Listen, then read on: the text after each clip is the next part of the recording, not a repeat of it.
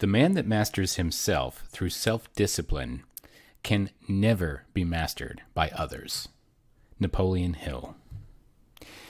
DZ Tribe, Josh Thomas. Really glad to have you here with me today. We're going to talk about one of my favorite topics, which is closing the loop. I'm going to explain what that is here in a minute, but we need to understand that this is a world of open loops.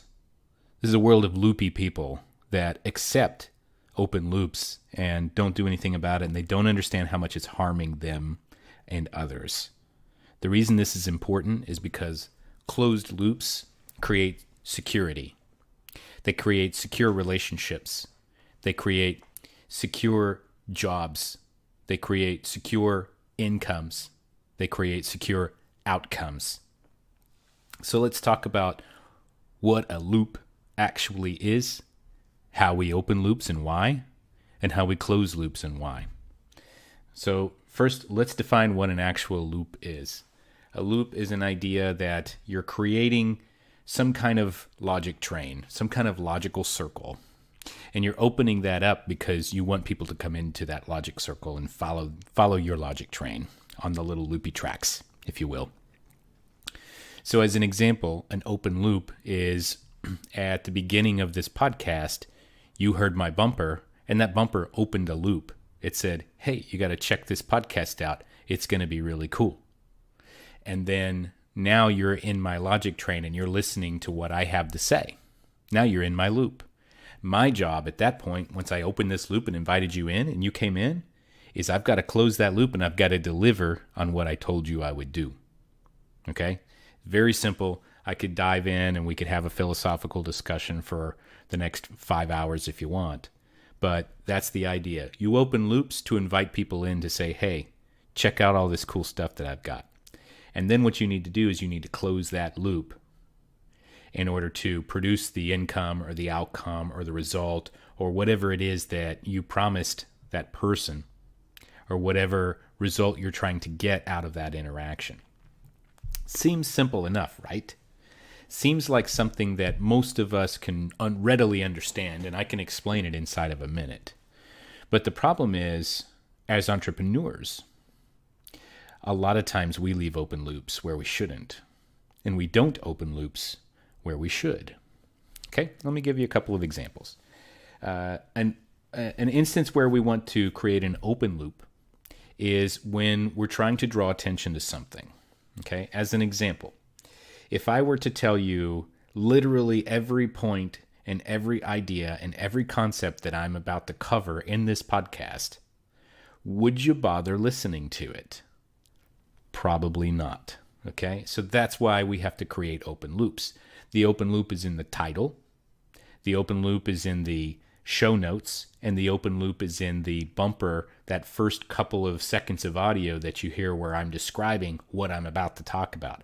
That is creating a series of open loops because I want you to perform the most valuable task that there is, which is actually listen to the podcast episode itself. Now, if I put everything that you needed to know about what I was going to say into the show notes, well, that would close the loop. And you wouldn't really have any reason. Everybody's, quote unquote busy, unfocused, whatever. You've got all the things going on. You've got lives, you've got kids, you've got families, you've got wives and girlfriends, or maybe both at the same time. Hey, I'm not judging, not going to tell you what to do with your life, but you got a lot of stuff going on, and sitting here and listening to me talk if you don't have to probably doesn't make a lot of sense because, hey, you opened the loop, Josh. I walked in, I saw the results, and you closed the loop for me. Cool, I'm done. And so we want to open loops in situations where we need to get somebody's attention and we want them to turn it towards us.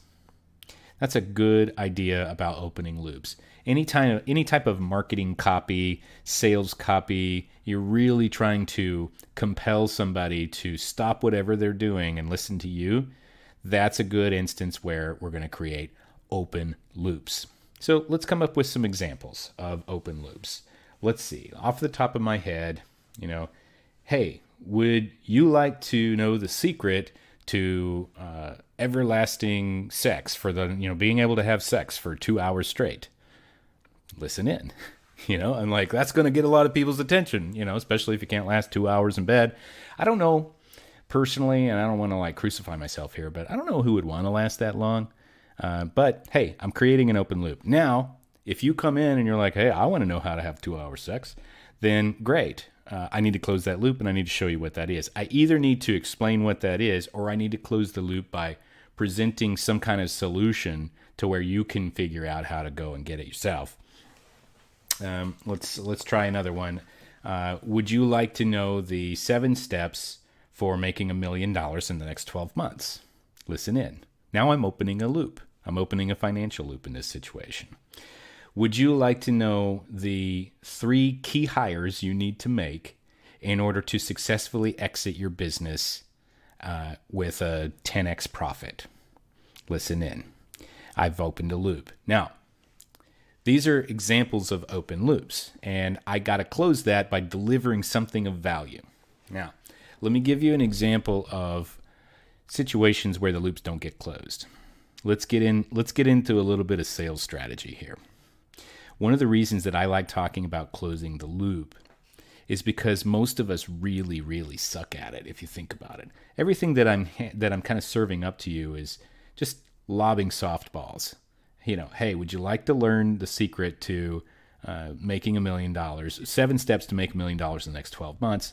Listen here. Now I got to close that loop. Of course, I'm going to close that loop. Okay, here's the 7 steps: 1, 2, 3, 4, 5, 6, 7. That's how you do it. Now, let's go into a sales call. And let's say I'm talking to a prospect. I have qualified that prospect. I have closed all of the escape routes. I've gone through all of the different 7 core beliefs that they have to be in place in order to be able to make a buying decision. And there's nowhere else for them to go except for to buy or die. And for whatever reason, they say, this sounds really good, Josh, but I'm going to think about it. Okay, cool. Why don't you think about it? Get back to me whenever you're ready. And that's what's going on, honestly, in the prospect's head is, let me think about it. I'll get back to you. And they're not lying to you. Okay? They really think, hey, I'm going to sit around and think about this. I'm going to go and talk to my rabbi or my dog or, my pretend spouse or something. I'm gonna go and talk to somebody. I'm gonna call my neighbor. I'm gonna go sit on his back porch and say, "Hey, I was talking to this guy about this thing. Pretty stupid, right?" That's me thinking about it. That's me checking with the whatever. But they're gonna go through that process, and then they're probably never going to talk to you again because they don't care. Because nobody cares about this thing as much as you do. The reason that they don't care is because they have a problem. You have a solution to the problem. And them getting a solution to that problem is creating discomfort, and it's easier to be comfortable. And so they're going to say, hey, I'm going to think about this. Let me get back to you. And it surprises me how many salespeople will say, sure, yeah, well, here's my email address. Call me anytime. Let me know if it's something that you want to do. All right, yeah, cool, man. Great talking to you. Yeah, nice. Okay, man, take care. And you get off the phone and feeling great. Yeah, man, really got along with that guy. He was a really nice dude. That Jack, man, he was awesome. And but the problem is when Jack goes and sits and talks to his neighbor or his rabbi or his dog or whoever it is, or maybe he doesn't do anything at all, when he wakes up the next day, his life goes back to normal. He's not thinking about you because you left that loop open. And he walked right out of it. He was in the loop. You got him in there somehow. You opened up the loop, and he was like, hey, what's going on in here? And you're like, well, welcome to my loop. Here's the situation. Would you like to stay in the loop? Yeah, let me think about that. And then he walks right back out the loop because you didn't close it. Now, in that situation, it's not his fault. It's your loop. He walked into it. And he walked right back out of it because you didn't close it. Okay? And we're not being manipulative here. We're not doing anything unethical or any kind of tactics or psychological warfare or anything. It's basic logic. You opened up a loop. He walks into it. If you don't close the loop, he's going to go right back out of it because it's not his. He doesn't belong there.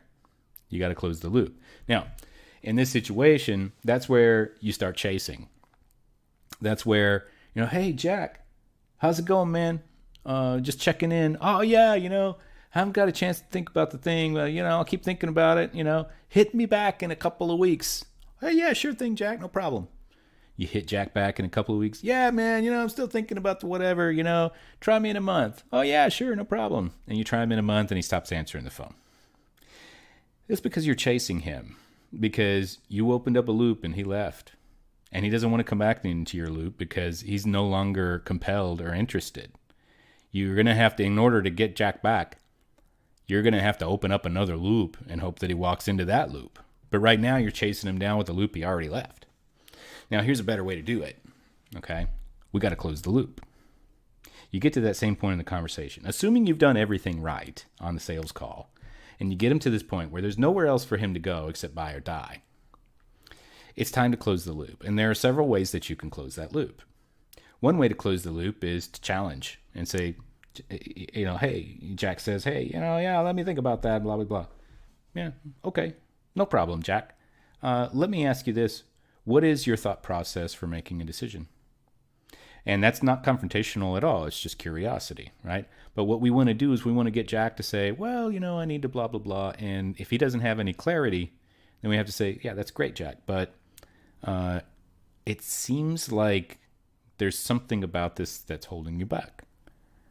I think it's worth figuring out what that is. Now, this isn't a podcast about handling objections and that sort of thing. It's about closing loops. Because what we need to do is we need to get to the point to where he's either going to sit in that loop with you, or you need to expand the loop out to understand where he's going to be at a certain period of time so that you can get that loop closed. So one way to close the loop is to get him to actually say, no thanks. That's an acceptable way to close the loop. I don't want this. Another acceptable way to close the loop is, I do want this. Okay, that's a closed loop. Let's get a credit card right now. Done. Loop closed. You know what, Josh, this isn't for me. Done. Loop closed. You know what, Josh, I really do need to think about it. I really do need to check with my wife or whatever they say. I really do need to do this. And you're convinced that that's something that they actually need to do, and there's nowhere else that the call is going to go. No problem, Jack. Tell you what. When are you going to talk to your wife? Let's see, tonight. Now, I'm not going to be that direct on the call, but I'm just kind of putting it out there right now. So, well, I'm probably going to talk to her, how about a week? Jack, do you only talk to your wife once a week? Challenge that, because we've got to close the loop. And the way that we close the loop is we set a specific next action. Okay, we need to set a specific next action. If you get the sale, the specific next action is to collect the funds. If you get a no, the specific next action is to accept that response, take him out of the database or whatever, and move on. If he says, let me think about it, the specific next action is, okay, how much time do you need to think? When can we talk again? Let's put it on the calendar. And make it tight as you can. Give it 24, 48 hours if possible, whatever. But the longer you extend it, the larger that loop becomes and the easier it is for that person to get lost. Okay, so we need to close that loop. If you're going to get off of the phone call and you do not have another appointment set with a very specific date and time and a verbal confirmation, and preferably on the phone, send them the invitation and say, did you get it? Can you accept it? Then you are leaving an open loop. All of those things are closing that loop. Jack, do you see any reason why we can't talk on Thursday at 2 p.m. Central to get some finality on this thing that you said that you needed to go and talk to your wife and think about it, and I'm going to send you some materials that you can review? Do you see any reason why you can't make that call to give me some clarity on what it is that you want to do? Nope, sounds good to me. Cool. Now you have just made an attempt to close the loop. And now it's your job to pick up the phone on Thursday at 2 p.m. or whenever it is and get Jack to answer and tell you yes or no. Now the loop's closed. If Jack doesn't answer, the loop stays open. Okay? Hey, Jack, we had a time set here. Are you still available or should we reschedule? Jack doesn't answer. The loop is still open. All right, I'm going to follow up and I'm going to follow up. I'm going to follow up because all we're trying to get Jack to do right now is what he said he would do, which is close the loop. We're not trying to get Jack to buy. We're not trying to get Jack to die. We're just trying to get Jack to do the thing he said he was going to do because that's going to close the loop. Our job as entrepreneurs, as business owners, is to open loops, invite people in, and when they get in, we close that loop as efficiently and effectively as possible. Now notice I didn't say we sell them, we hard close them, none of that stuff. We need to close loops because that works logically in your brain and it works logically in your business. You must close loops. If you start closing loops, you will make more money, you will be happier, you will grow more hair on your chest.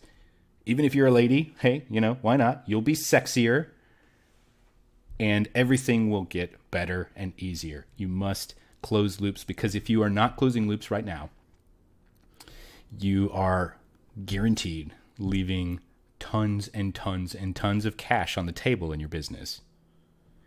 And you can fix that by closing loops. That's going to do it for this episode of the Do Zone Solos.